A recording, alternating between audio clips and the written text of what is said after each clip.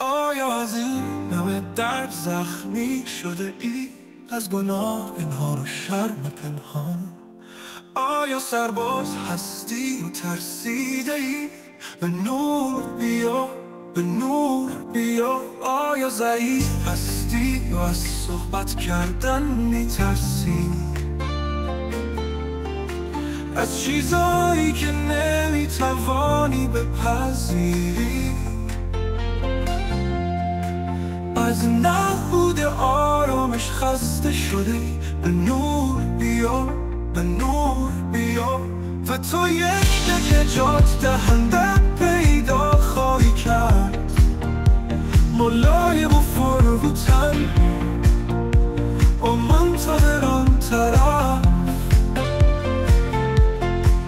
او با خوشحالی تو را ملاقات خواهد کرد، بارها و بارها با مهربانی در چشمانش. به نور بیا.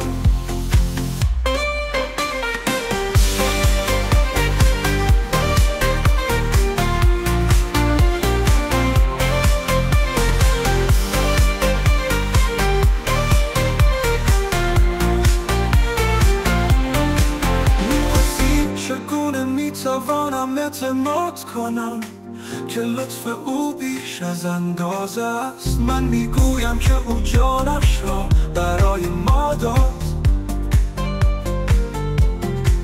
برای گناهان ما او بر مرگ غلبه کرد. به نور بیا. آیا تاریکی تو را احاطه کرده؟ این که مخفی شدن برایت امتر است. به نور بیا، به نور بیا و تو یک نجات دهنده پیدا خواهی کرد، ملایم و فروتن و منتظر آن طرف. او با خوشحالی تو را ملاقات خواهد کرد، بارها و بارها با مهربانی در چشمانش. به نور بیا.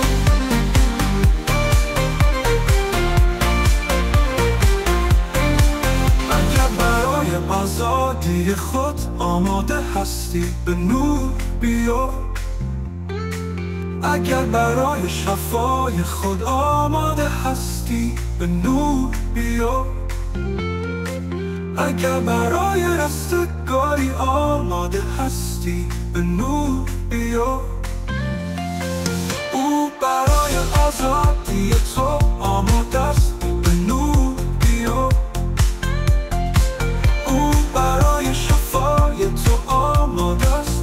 به نور بیا.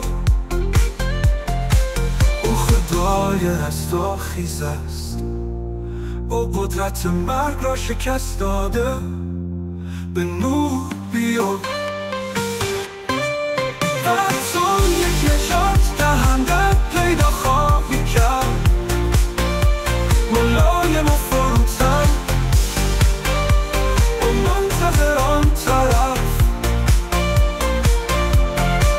او با خوشحالی تو را ملاقات خواهد کرد، بارها و بارها با مهربانی در چشمانش. به نور بیا، به نور بیا، به نور بیا. او برای آزادی تو آماده است. به نور بیا. او برای شفای تو آماده است. به نور بیا. او خدای رستاخیز، او قدرت مرگ را شکست داده. به نور